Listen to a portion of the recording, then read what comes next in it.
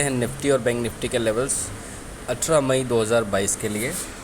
सबसे पहले डिस्कस करेंगे एफआईआईज़ और डीआईज़ के डेटा एज़ यूजुअल। 2192.44 करोड़ की बिकवाली है एफआईआईज़ की, और डीआईएस की ख़रीदारी है 2294.42 करोड़ की।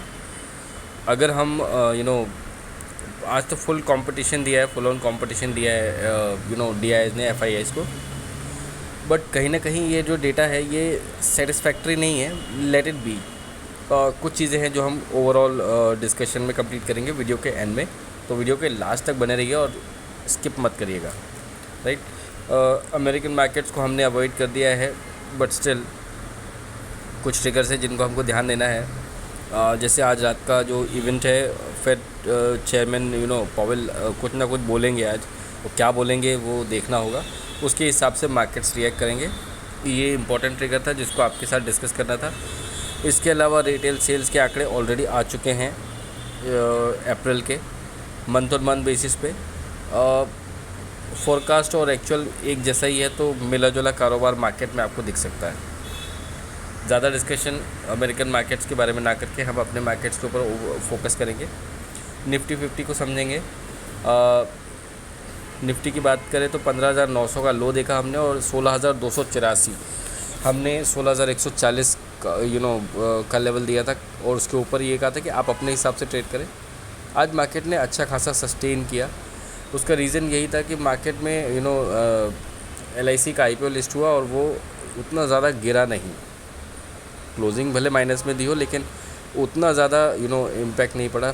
बहुत बड़ा IPO था, मार्केट का मूड बिगाड़ सकता था, बट सुधारा है। तो इससे कुछ पॉजिटिव साइड्स हमको कल के दिन में भी देखने के लिए मिल सकते हैं। Let's discuss it. 16,282 का प्रोविजनल क्लोजिंग, 16,259 का एडजस्टमेंट है ना। तो इस बेसिस पे हम कल कितना ऊपर और कितना नीचे ये डिसाइड करेंगे। हम 16,259 पे हैं, यहीं से लेते हैं हम पॉइंट्स को, ठीक है। 16,282 को ऊपर साइड में हम अवॉइड करेंगे। ये लेवल हम रिस्पेक्ट नहीं करेंगे कल के लिए। हम कोशिश करेंगे कि मार्केट में जो ऊपर का लेवल है उनके हिसाब से काम करें। तो सबसे इम्पॉर्टेंट लेवल होगा कल के लिए 16,325, जिसके ऊपर अगर टिकते हैं तो 16,350, 16,387, ये दो आपके पास लेवल्स होंगे, रेजिस्टेंस 1 और रेजिस्टेंस 2। 16,325 आपके लिए ऑब्जर्वेशन लेवल होगा, ठीक है। ये चीज़ आपको ध्यान रखनी है। और जो हमारे लिए कल के लिए अगर पॉजिटिव साइन मिलता है, तो हमारे पास जो टारगेट्स होंगे कल 16,440 का फाइनल टारगेट होगा कल के हिसाब से। गैप अप ओपनिंग होती है 16,325 के ऊपर in any case by chance, ठीक है। फिर हमारे पास जो टारगेट होगा 16,494 का होगा। 16,500 अभी भी नहीं दिख रहा है चार्ट पे भी देखा जाए तो, राइट। नीचे कितना जा सकते हैं इसको हम डिस्कस कर लेते हैं। 16,259 पे हैं हम। यहाँ से हमको जो गिरावट समझनी है वो 16,200 के लेवल के नीचे समझनी है ना। 16,200 आप ले सकते हैं उसको, टू बी प्रिसाइज अगर हम बात करें तो 16,200 के नीचे ही आप उसको कमज़ोरी समझिए। और जो पहला टारगेट होगा वो थोड़ा सा दूर है सपोर्ट के हिसाब से, 16,142 ये पहला टारगेट होगा। हालांकि 100 पॉइंट से बड़ा वो है, तो इसलिए आपके लिए 16,200 जो है नीचे साइड में ऑब्जर्वेशन लेवल रखा है। इसके नीचे अगर हम चलना ट्रेड करना शुरू करते हैं तो 16,142 आपको आराम से देखने के लिए मिल जाएगा। 16,142 के अगर नीचे हम जाते हैं तो फिर आपको और डीप जाना पड़ेगा थोड़ा सा मार्केट में, और 16,016 का लेवल, ये लेवल दूर का ही आएगा, यहीं पे आपको रेजिस्टेंस मिलना चाहिए। और जो फाइनल टारगेट होगा वो होगा 15,950 का, ठीक। अगर 400 पॉइंट गिर सकता है तो मार्केट में कैपेसिटी है कि एटलीस्ट 250 पॉइंट तो 400 पॉइंट बढ़ सकता है, तो 250 पॉइंट गिर भी सकता है। आपको इस चीज़ को थोड़ा सा कंसीडर करके चलना पड़ेगा। आइए डिस्कस करते हैं बैंक निफ्टी को। अगर हम समरी की बात करें तो हमने जो लो देखा था आज का 33,680 का लो देखा था, और 34,366 का हाई बनाया था हमने बैंक निफ्टी में। 4 आवर्स के चार्ट पे चलते हैं एक बार इसको लेकर। 4 आवर्स के चार्ट पे जो हमने क्लोजिंग दी है 34,344 का लेवल था, और ये प्रोविजनल था। एडजस्टेड जो क्लोजिंग है वो 34,301 की थी। आप अगर वीडियो डेली देखते हैं तो आपको ये लेवल्स बहुत अच्छे से समझ में आएंगे जो हम डिस्कस करते हैं आपके साथ डेली बेसिस पे, और इनको आपको स्टिक करके चलना है, राइट। 34,500 नहीं होगा ये कहा था, दूसरे वर्ड्स में कहा था, बट 34,500 आपने नहीं देखा। 150 के पास 34,300 का टारगेट मिलेगा ये कहा था, थोड़ा ऊपर गया, अच्छी बात है, ठीक है, उससे पीछे नहीं रहा टारगेट, एटलीस्ट आपको टारगेट मिला। 34,300 आपको आराम से क्लोजिंग बेसिस पे भी मिला है, तो फॉरगेट अबाउट दैट। कल के लिए क्या लेवल है, अगर हम गैप अप ओपनिंग में किसी भी तरह की 34,500 क्रॉस करते हैं तो हम सीधे जाएंगे 35,200 पे, राइट। अब वो किस हिसाब से जाएंगे ये हमको डिस्कस करना पड़ेगा। तो हमारा पहला जो रेजिस्टेंस होगा वो 34,500 का ही होगा। इसके बाद में आपको 34,800 देखना है, ऑब्जर्वेशन लेवल है।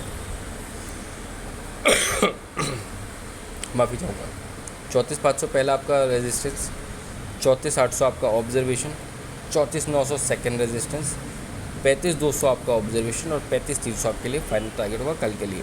नीचे कितना जा सकते हैं, यहाँ से गिरावट कम समझ में आती है आपके पास। आपको जो लेवल आएंगे अभी वो 34,100, 33,900 और 33,700, ये आपके लिए कल के लिए सिंपल स्वीट लेवल्स होंगे जिनको आपको ध्यान रखना है। ओवरऑल डिस्कशन की बात करते हैं तो अभी आज थोड़ा पॉजिटिव ये रहा कि LIC का IPO खुला ठीक, थोड़े बहुत लिस्टिंग गेन मिले, ज़्यादा नहीं मिले, बट ज़्यादा नीचे क्लोजिंग नहीं दी है, राइट। उसको अगर हम सर्च करने की हालांकि ज़रूरत नहीं है, 873-75 के आसपास के लेवल पे उसने क्लोजिंग दी है। अगर आपके पास ये शेयर नहीं है तो पोर्टफोलियो में आप रख सकते हैं, क्योंकि ये ऐसा बिज़नेस है जो प्रॉफिटेबल भी है और सस्टेनेबल बिज़नेस है।